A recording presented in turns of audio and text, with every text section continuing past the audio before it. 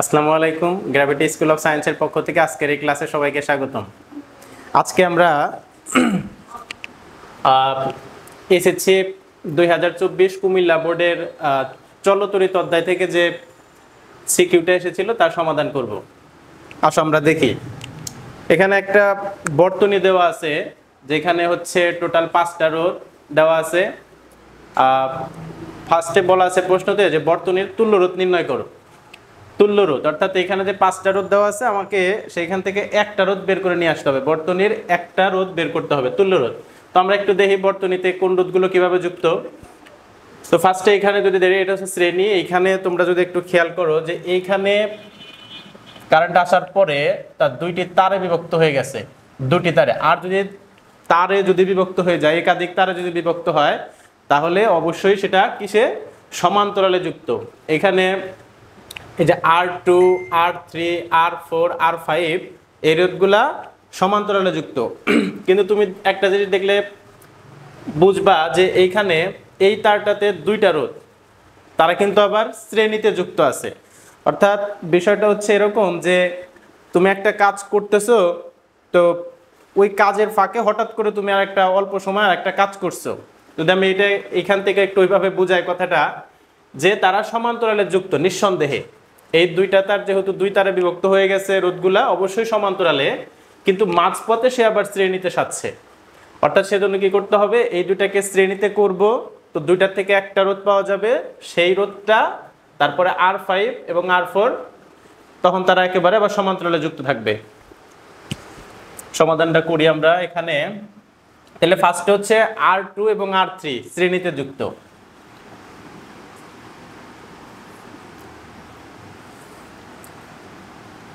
R2 ও R3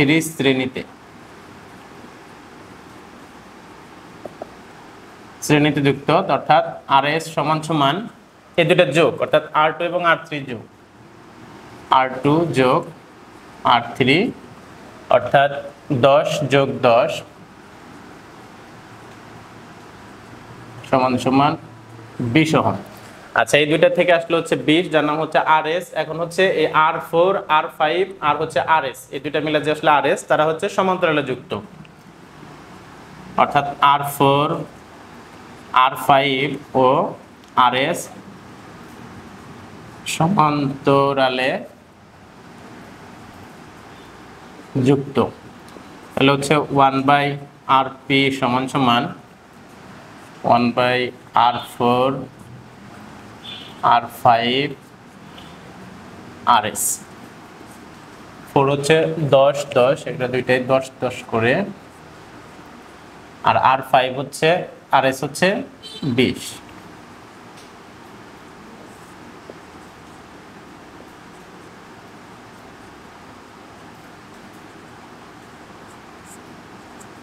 পাঁচ by 20 হচ্ছে 1/RP এর মান, আমাদের লাগবে হচ্ছে RP। তাহলে সুতরাং RP সমান সমান 20/5 সমান সমান হচ্ছে 4 ওমেগা। এখন এই যে চারটা রোধ ছিল, তাদের থেকে টোটাল একটা রোধ আসলো, যেটা হচ্ছে তোমার 4 ওমেগা আসলো, 4 ওহম আসলো। আচ্ছা, এখন এই R1 এর সাথে এই চারটা মিলে যে একটা রোধ হইলো, সেটা হচ্ছে RP, তারা কিন্তু শ্রেণীতে যুক্ত। কারণ এই চারটা এখন চারটা তারে নাই, একটা তারে চলে আসছে, অর্থাৎ R1 এবং RP শ্রেণীতে যুক্ত। R1 ও RP শ্রেণীতে। তাহলে সুতরাং RS1 দিয়ে আমরা এটা, একটা হচ্ছে R1 এর মান হচ্ছে 6 আর RP এর মান হচ্ছে 4 সমান সমান 10 ওহম। অর্থাৎ বর্তনীর তুল্য রোধ হচ্ছে 10 ওহম। এখন যদি আমরা একটু পরের প্রশ্নে যাই, ঘ নাম্বারে, সেখানে বলা হয়েছে R2 এবং R5 রোধের ক্ষমতা সমান হবে কিনা। অর্থাৎ এই R2 রোধটা 10 ওহমের যে রোধটা, সেই রোধটা, এবং হচ্ছে R5, দেখো মানের দিক থেকে তারা কিন্তু সমান। ওর মানও 10 ওহম, ওর মানও হচ্ছে 10 ওহম, দুইটা রোধের মান সমান, কিন্তু বলা হচ্ছে এই রোধ দুইটার ক্ষমতা সমান হবে কিনা। আচ্ছা, আমরা সেটা দেখি যে ক্ষমতাটা সমান হবে কিনা। এখানে তুল্য রোধটা কত আসছে, তুল্য রোধটা 10, একটু মনে রাখা লাগবে।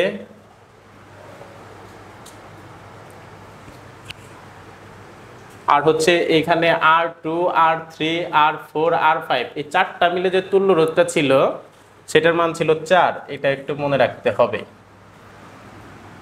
অর্থাৎ আমরা যদি এখানে একটু লিখি যে অর্থাৎ আরপিটা ছিল হচ্ছে 4 আর হচ্ছে RS1 যেটা হচ্ছে টোটাল তুল্য রোধ সেটা হচ্ছে 10। আচ্ছা,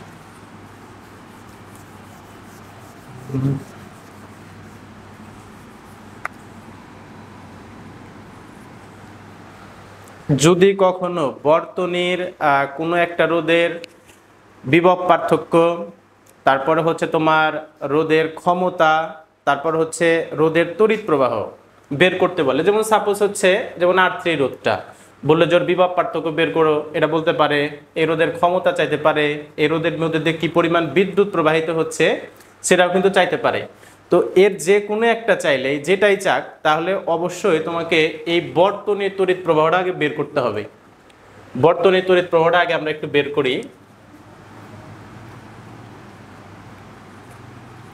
বর্তনীর তড়িৎ প্রবাহ I = B/R। তুল্যরোধটা RS1 ছিল, আমরা RS1ই বলি। তাহলে B, বর্তনীর B হচ্ছে 20 ভোল্ট আর আমাদের তুল্যরোধ ছিল 10, তাহলে হচ্ছে 2 অ্যাম্পিয়ার। বর্তনীর তড়িৎ প্রবাহ হচ্ছে 2 অ্যাম্পিয়ার।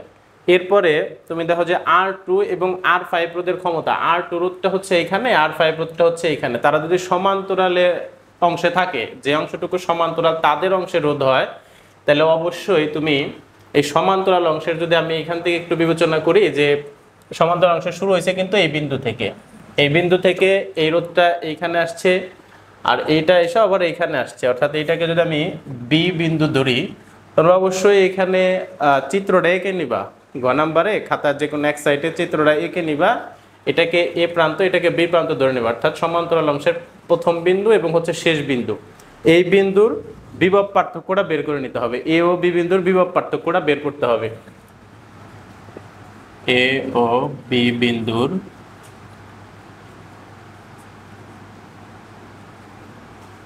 বিভব পার্থক্য, বিভব পার্থক্য হচ্ছে B = IR। এখন I, বিভব পার্থক্যের যে আইটা যায় সেটা হচ্ছে বর্তনীর আই, অর্থাৎ বর্তনীর তড়িৎ প্রবাহ। এখানে বর্তনীর তড়িৎ প্রবাহ আমরা দেখছি 2 × R এর মান। আরটা হচ্ছে আমি এ ও বি বিন্দুর করতেছি, এ থেকে বি বিন্দুর, অর্থাৎ এই এ থেকে বি বিন্দুর তুল্যরোধ যাবে, অর্থাৎ এই টোটাল অংশের তুল্যরোধ যাবে। এই টোটাল অংশের তুল্যরোধটা আমরা অর্থাৎ R2 R3 R4 R5 এই চারটা মিলে যে তুল্যরোধটা পাইছিলাম সেটা হচ্ছে আমরা আরপি দিয়ে বের করেছিলাম, আরপির মান 4 আসছিল। তাহলে আমরা এখানে 4 দেই, আরপি দেই, আর এখানে হচ্ছে 4, অর্থাৎ হচ্ছে 8 ভোল্ট। এই এ ও বি বিন্দুর বিভব পার্থক্য হচ্ছে 8 ভোল্ট। এখন আমরা এই R2 এবং হচ্ছে R5 রোধের যে ক্ষমতা বের করব, তারপর দেখব কার ক্ষমতা বেশি কার ক্ষমতা কম। তো এখানে একটা কথা হচ্ছে যে এই R2 এবং R5 রোধ এটা কিন্তু সমান্তরালে যুক্ত আছে, ঠিক আছে, কিন্তু তুমি দেখো যে এই R2 কিন্তু সমান্তরালে যুক্ত থাকার পরেও কিন্তু সে শ্রেণীতে যুক্ত ছিল প্রথমে, তারপরে কিন্তু সে সমান্তরালে যুক্ত। আর এই R5 কিন্তু এইখানে এই রোধে সে সমান্তরালে যুক্ত আছে। তাহলে আমরা ফার্স্টে যদি R5 রোধের ক্ষমতাটা একটু বের করতে চাই, R5 রোধের ক্ষমতা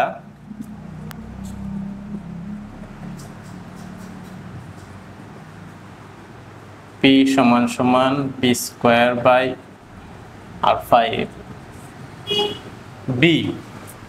বি হচ্ছে তোমার এই যে এ ও বি বিন্দুর যে আমরা বিভব পার্থক্য বের করলাম 8 ভোল্ট।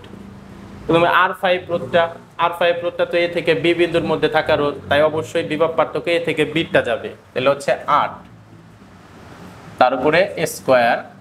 আর R5 রোধের মান কত? 10, এই হচ্ছে 10। তাহলে ফল আসবে হচ্ছে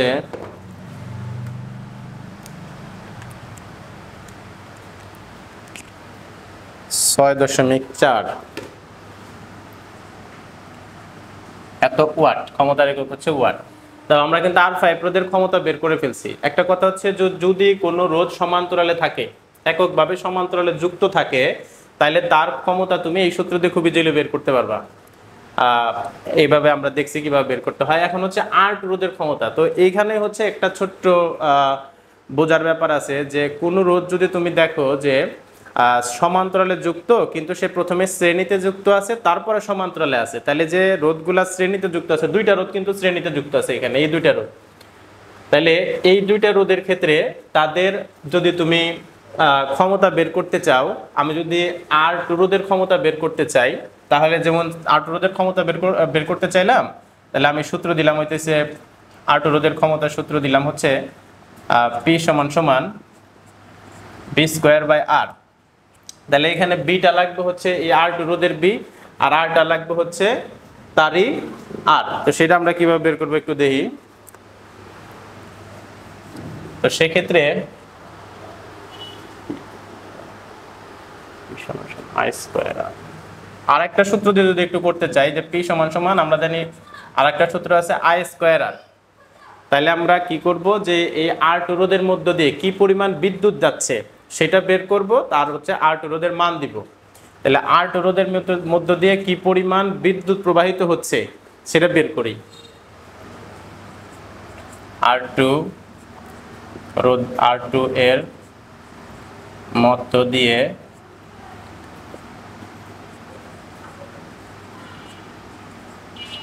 প্রবাহিত তড়িৎ, তাহলে I = B ভাই, এখানে একটা কথা আছে যে R2 রোধের মধ্য দিয়ে কি পরিমাণ বিদ্যুৎ যাচ্ছে সেটা যদি আমরা বের করতে চাই, তাহলে হচ্ছে I = B/R, এটা জানি।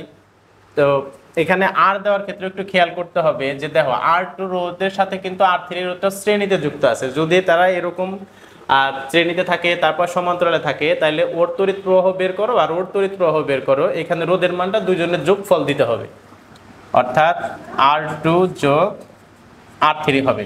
আর বি এর মানটা কত, তারা যেহেতু এ ও বি বিন্দুর এই সমান্তরাল অংশের মধ্যে যুক্ত, তাই ওই বিভব পার্থক্য করে হবে, অর্থাৎ এই যে 8 ভোল্ট, অর্থাৎ এখানে হচ্ছে R আর R2 এবং R3 এটা যদি আমরা যোগ করি 10 এর 10 হচ্ছে 20 হবে, 20। তাহলে সমান কত হবে,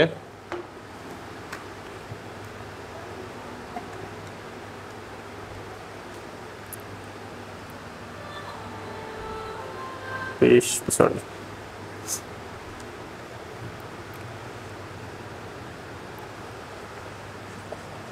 এটা ইয়ে রাখছো,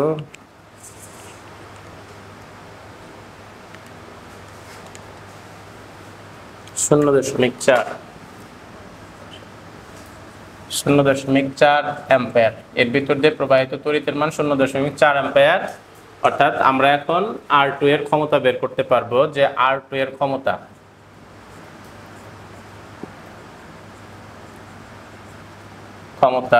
P = I²R।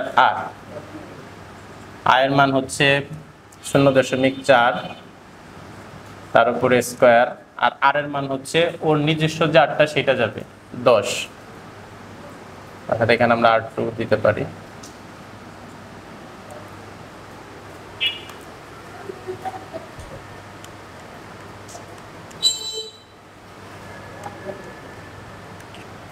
অর্থাৎ 1.6 আসে এত ওয়াট। তো আমাদের বলছিল R2 এবং R5 রোধের ক্ষমতা সমান কিনা। দেখো R5 রোধের ক্ষমতা হচ্ছে 0.4 ওয়াট এবং R2 রোধের ক্ষমতা হচ্ছে 1.6 ওয়াট, অর্থাৎ তারা সমান না, অর্থাৎ R2 ≠ R5, এরা সমান না। ধন্যবাদ।